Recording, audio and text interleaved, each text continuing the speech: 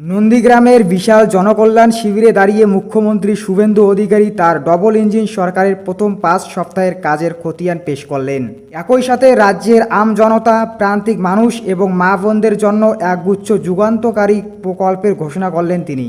দুর্নীতিমুক্ত প্রশাসন গড়ে তুলতে এবং প্রতিটি নাগরিকের অধিকার তার ডোরস্টেপে পৌঁছে দিতে সরকারের এই মহাপরিকল্পনা সত্যি প্রশংসনীয়।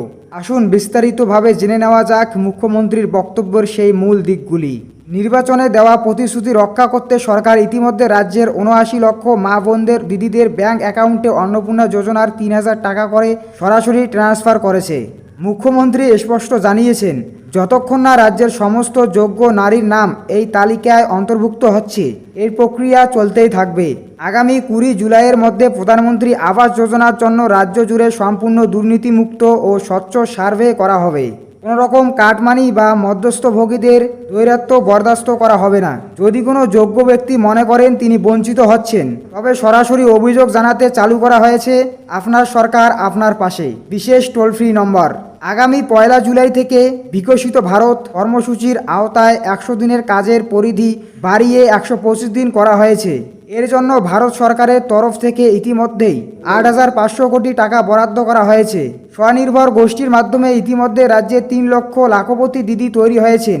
এই বছর সরকারের লক্ষ্য আরও অন্তত ১০ লক্ষ মহিলাকে লাখপতি দিদি হিসেবে গড়ে তোলা।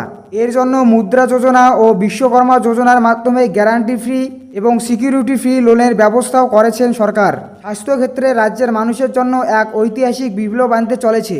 আগামী জুলাই মাস থেকে পশ্চিমবঙ্গের ১,৪৩ লক্ষ পরিবারের প্রায় ৬.৫ কোটি মানুষ আয়ুষ্মান ভারত প্রকল্পের আওতাভুক্ত হচ্ছেন। এই কার্ডের মাধ্যমে দেশে যে কোনো নামী হাসপাতালে ৫ লক্ষ টাকা পর্যন্ত বিনামূল্যে আধুনিক চিকিৎসা পাওয়া যাবে। সবচেয়ে বড় সুবিধা পাবেন পরিযায়ী শ্রমিকরা। বাংলার যে যুবকরা কাজের তাগিদে মহারাষ্ট্র, অন্ধ্রপ্রদেশ বা অন্য রাজ্যে আসেন, তারাও সেখানে বসে এই কার্ডের সুবিধা পাবেন। সুপারিশ বা চাকরি বিক্রির দিন শেষ বলে কড়া বার্তা দিয়েছেন মুখ্যমন্ত্রী। নতুন নিয়মে নিয়োগ প্রক্রিয়া আনা হচ্ছে শতভাগ স্বচ্ছতায়।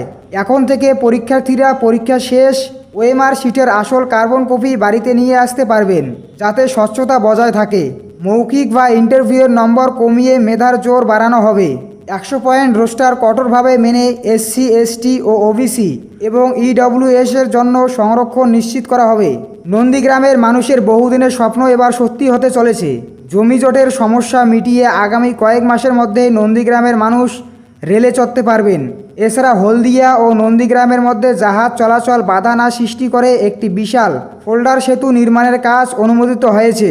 অতীতে যারা রাজনৈতিক প্রতিহিংসার কারণে সাধারণ মানুষের উপর মিথ্যা মামলা দিয়েছেন বা অত্যাচার করেছেন, তাদের হুঁশিয়ারি দিয়ে তিনি বলেছেন, ভারতীয় ন্যায় সংহিতা মেনে গুন্ডা, তোলাবাজি, সিন্ডিকেট ও কাটমানিখোরদের কঠোর শিক্ষা দেওয়া হবে। তবে সবকা সাথ সবকা বিকাশের সাথে সাথে সবকা হিসাব আইনের মাধ্যমেই হবে। কেউ যেন আইন নিজের হাতে না নেন। বক্তব্যের একেবারে শেষ অংশে মুখ্যমন্ত্রী সাধারণ প্রান্তিক মানুষের অর্থনৈতিক বোঝা এক ঝটকায় কমিয়ে দিতে কেন্দ্রীয় সরকারের প্রধানমন্ত্রী সূর্যঘর মুক্তি বিদ্যুৎ যোজনা নিয়ে এক অভূতপূর্ব তথ্য শেয়ার করেন। চড়া বিদ্যুৎ বিল দিতে গিয়ে যাদের পকেট খালি হয়ে যায়, তাদের জন্য এটি একটি নিশ্চিত সমাধান। এই যোজনার আওতায় বাড়ির ছাদে সোলার প্যানেল বা সৌর বিদ্যুৎ প্ল্যান্ট লাগানোর জন্য সরাসরি সরকারি ব্যাংক অ্যাকাউন্টে বিপুল অঙ্কের ভর্তুকি দিচ্ছেন।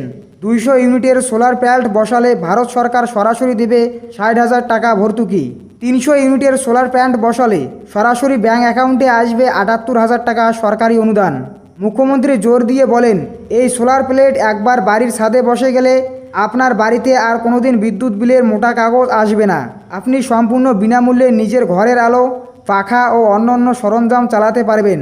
এই জনকল্যাণ শিবির থেকে অবিলম্বে এই আজীবন সাশ্রয়ের সুযোগ লুফে নেওয়ার জন্য তিনি রাজ্যবাসীকে অনুরোধ করেছেন। আপনারা সরকারের উপর ভরসা রাখুন। কেন্দ্র ও রাজ্যের এই যৌথ বহুমুখী উন্নয়নের সুযোগ গ্রহণ করে আগামী দিনে একটি সুন্দর, প্রগতিশীল এবং উন্নয়ন সোনার বাংলা গড়ে তুলুন। ধন্যবাদ ভিডিওটি পুরো দেখার জন্য। ভালো থাকবেন, সুস্থ থাকবেন।